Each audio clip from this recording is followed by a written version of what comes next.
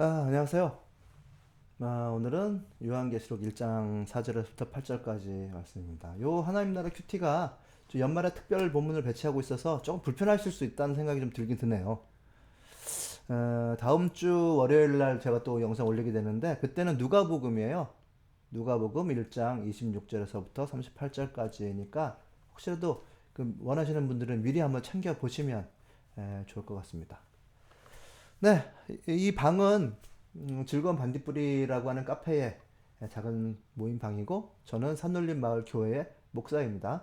두 가지를 투잡으로 하고 있고 교회 밖의 목회를 동시에 하고 있습니다. 자, 원하시는 분들은 즐거운 반딧불이 카페에 한번 오셔도 좋겠습니다. 제가 맨날 있지 않지만 이런 데에서 일하는 사람이 이렇게 영상 찍는구나 한번 가볍게 한번 여행 오셔도 좋을 것 같습니다. 네, 오늘은 보니까 그 서울의 봄이 영화 그게 이슈인 것 같아요. 뭐 개봉한 지 한 달 안 된 것 같은데 뭐 900만 이제 1000만을 돌파하는 것 같아요. 저는 뭐 많은 사람들이 사건에 대해서 역사적으로 다시 생각할 기회를 얻은 것 같아서 굉장히 좋다고 생각하고 다시 성찰할 기회도 있다고 생각하니까 저는 뭐 긍정적으로 봅니다만은 정작 저 자신은 볼까 말까 이러고 있어요. 그 12.12 군사반란을 이제 대법원에서 이제 범죄라고 규정하기 전에서부터 사실 이런 류의 사건에 대해서 점점 민감해져요. 그게 뭐냐 하면 이 사건이 이제 군부의 쿠데타라고만 생각할 때는 외부에 대한 저항감, 바깥에서 오는 그런 저항감만으로 뭐 이전에 전 대통령, 노 대통령에 대한 이런 야 이건 아니다라고 하는 생각이 대부분이었는데요. 그래서 그전에는 뭐 이런 사건을 다룬 TV 드라마 제오공화국 있었잖아요. 뭐 그런 것들 다 보고 또 뭐 유튜브에서 또 찾아서 보고 재미있게 다른 영화들도 많이 봤어요. 그런데 어느 순간부터는 조금 더 민감해지는 거예요. 이 서울의 봄을 보고 난 다음에 내 마음을 들여다보면 너무 고통스러울 것 같아가지고 물론 그 역사적 단죄와 무관하게 또 이제 정치적 현실이 도돌이 펼치고 있으니 그런 측면도 분명히 있긴 있습니다. 하지만 다른 측면을 한번 좀 말씀드려보고 싶은데 그 12.12 그 반란의 현장에서 맞섰던 사람들이 있잖아요. 예를 들어서 장태환 장군이라든지 김호랑 소령이라든지 그분들이 뭐 어떻게 보면 역사의 주인공인데 내가 그냥 무의식적으로 그냥 나도 그런 주인공이라고 내가 스스로 그냥 착각을 쉽게 해버릴 수 있을 것 같아요. 그러나 만약에 내가 그때 그 세월로 돌아간다고 하면 내가 그 편에 설 수 있을 것인지에 대한 자신이 사실은 없어요. 안 쓸겠다가 아니라 그럴 수 있을까? 내가 그럴 용기가 있을까? 마음속에 내가 그때 돌아간다면 그럴 수 있을까라고 하는 이런 생각을 하게 되니까 외부에 대한 저항만으로 가득 차 있던 것과는 다르게 내 마음의 질서가 어디까지 왔는지 내 내면이 어디에 서 있을 것인지에 대한 이런 불안감이 사실은 좀 있습니다. 오늘 본문에서도 이제 그런 비슷한 게 있는 거예요. 예수님이 오셨을 때 로마의 식민 체제를 살았던 유대인들은 로마가 주는 법 안에 살았잖아요. 그거에 대한 저항을 했단 말이죠.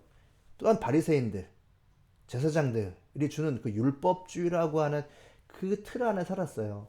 세상에 주는 더 큰 자들이 주는 그 법, 타인의 나를 강제하는 법 안에서 살았단 말이죠. 그래서 그걸 문척 벗어나기를 원했어요. 그리고 그렇게 해방시켜줄 메시아를 원했는데 예수님께서는 하나 쑥 더 들어가시는 거예요. 그거 맞는데 일단은 가장 근본에서는 너희 죄에서 너희가 해방되어야 한다라고 얘기를 하니까 사람들은 이제 그걸 이해하기 위한 시간이 한참 걸렸고 이해하지 못했고 예수를 죽이는 편에 서게 되었단 말이죠. 오늘 본문을 좀 더 보시면 그런 것을 우리가 좀 더 생각해 볼 수가 있어요. 볼게요. 저기 5절의 하반절에 보시면 자 예수 그리스도께서는 우리를 사랑하시며 자기의 피로 우리의 죄에서 우리를 해방하여 주셨고 라고 이렇게 되어 있단 말이죠. 당시의 사람들이 누가 우리의 죄에서 해방시켜달래? 나는 로마의 압제로부터 벗어나서 잘 먹고 잘 살고 싶단 말이야를 생각했던 거죠. 그러나 예수님께서는 이것을 얘기하시는 거예요.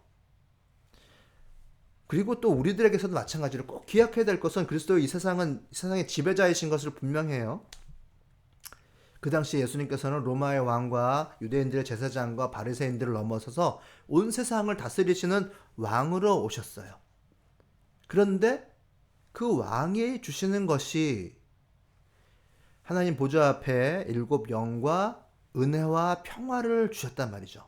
뭔가 세상에 주는 왕이 주는 것과는 달라요. 예수께서 새로운 법을 주셨어요. 성령과 은혜, 그리고 퍼져나가는 평화를 주셨단 말이죠. 그렇다면 뭔가 다른 법이 주어졌다. 예수의 시대에는 새로운 법, 새로운 질서, 새로운 규칙, 새로운 파워가 있다라는 것을 우리가 알 수 있는데, 예수께서 주시는 새로운 법은 우리 죄에서 해방시키시고, 그리고 은혜를 주시고 평화를 주시는 그런 원동력이 되는 법이에요. 하나님 나라 백성이라고 하는 새로운 정체성이 만드는 내재적인 법입니다. 그래서 오늘 본문에 보면 예수 그리스도께서는 우리를 사랑하시며 자신의 피로 우리의 죄에서 우리를 해방시켜 주셨다라고 쓰고 있는 거예요. 외부에 있는 사탄 마귀가 아니라 우리의 죄에서 우리를 해방하셨다고 얘기하는 거예요. 그러니까 이 이야기를 듣는 사람이 아프죠. 싫죠. 그것을 깨달아야만 예수께서 근본적인 해방을 주시려고 하는구나라고 하는 것을 알게 될 것이에요. 우리가 이것을 깨닫지 않으면 무슨 얘기하는 거야 라고 생각할 수밖에 없어요. 이것이 예수께서 우리들에게 주시는, 온 인류에게 주시는 새로운 법의 중요한 지점입니다. 이제 그 법은 우리 마음 가운데서부터 출발하는 거예요. 성령께서 나를 지키고 하시고 깨닫게 하셔서 이것이 점점 내 안에 은혜에서 밖으로 퍼져나가는 은혜, 즉 평화가 되게 하실 거예요. 이것을 모르면 어떻게 되냐면 예수를 죽인 유대인이 되는 거죠. 특히 바리새인과 사두개인들은 예수님을 완고하게 거부했잖아요. 그들의 강팍한 마음은 예수의 책망을 받았어요. 왜냐하면 그들은 그들의 정한 조건에 맞는 메시아를 원했고 그들의 욕망을 채워주고 원하는 것을 이루어줄 메시아를 찾았단 말이죠. 우리 역시 얼마나 자주 우리 자신의 조건에 맞는 하나님을 찾고 있나요? 우리 마음에서부터. 나를 기분 좋게 만드는 사랑, 자비의 하나님. 아니면 정의를 우리도 찾긴 하지만 나의 기준에 맞는 정의 하나님만을 찾고 있는지는 아는지. 이제 하나님께서는 우리들에게 하나님 보좌 앞에 있는 일곱 영, 성령을 주셔서 그리스도께서 주시는 은혜와 평화가 우리 안에서부터 자라나게 하세요. 바로 그것을 자라나게 하시는 것이 우리에게 주시는 새로운 법입니다. 그것이 예수께서 우리들에게 주시는 너희들의 죄에서 해방을 시켜주겠다라고 얘기하시는 아주 근본적인 지점인 것이에요. 그 근본적인 해방을 주시기 위해서 성령을 우리들에게 부어주신 거죠. 성경은 이 그리스도의 시대를 성령의 시대라고 얘기하고 있어요. 예수께서는 성령으로 잉태되셨어요. 이제 새로운 시대에는 성령으로 잉태된 것입니다. 그 성령으로 오신 예수 그리스도께서는 자기 백성을 자기 죄에서 구원할 자로 오신 것입니다. 끝내는 결국 나중에 정치적 압제와 그들의 슬픔과 아픔과 고통으로부터 벗어나게 하실 텐데 왜 그렇게 됐냐? 왜? 그것은 너희들 안에 있는 죄 때문이라고 하는 것을 분명하게 지적하시는 거거든요. 너희들이 하나님 뜻에 맞지 않는 것을 한 게 있어. 그것을 제대로 짚고 넘어가지 않으면 또 반복될 건데? 라고 말씀을 하시는 거예요. 그래서 성령께서 우리들을 새롭게 만드셔서 새로운 사람이 되어야 내 안에 은혜와 퍼져나가는 평화도 있습니다. 그것을 분명하게 좀 기억을 해야만 돼요. 참, 이 마음에서부터 이제 퍼져나가는 것인데, 저도 때로는 말이죠. 너무 힘들어가지고 다 팽개쳐버리고 싶을 때가 사실은 있었어요. 뭐 저희가 성격 자체가 이렇게 막 날카로운 편이 아니어서 그냥 무던하게 하루하루를 살아가긴 합니다. 뭐 그런 사람이긴 해요. 하지만 다른 어떤 사람들을 보면 아, 이럴 때 정말 살고 싶지 않다라고 이렇게 느낄 때도 있는 것 같아요.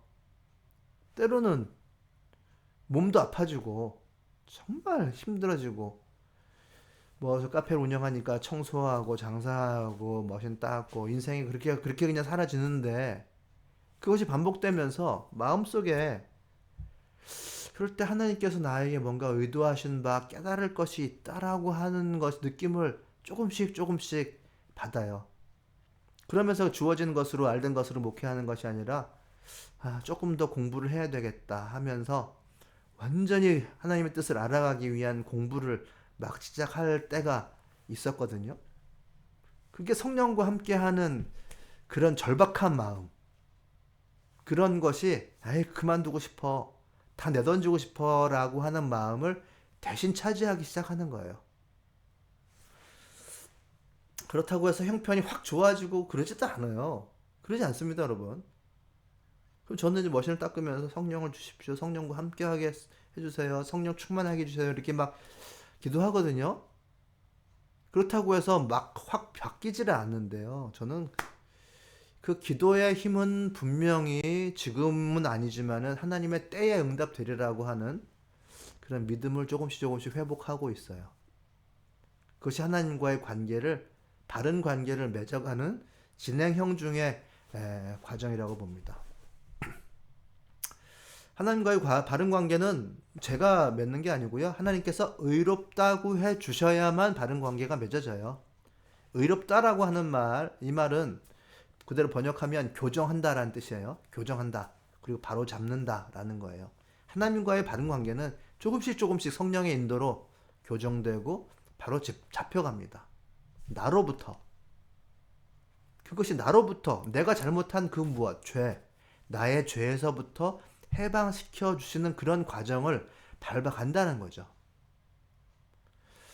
외부에 대한 저항, 여기서부터 출발하지 마시고 내 안에서부터 근본에서부터 출발을 해야 된다고 하는 말씀이 오늘 본문. 예수 그리스도께서는 우리를 사랑하시며 자기의 피로 우리들의 죄에서 우리를 해방하여 주셨다. 여기에서부터 우리를 나라를 이루시고 아버지 하나님을 섬기는 제사장으로 만들어 주시는 것입니다. 내 안에서부터 하나님의 새로운 법이 점점 바깥으로 나가는 거예요. 자, 이제 새로운 시대입니다.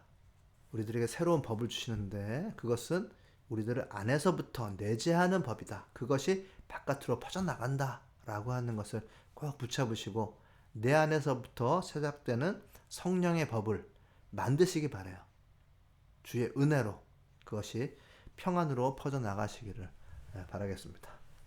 네, 감사합니다.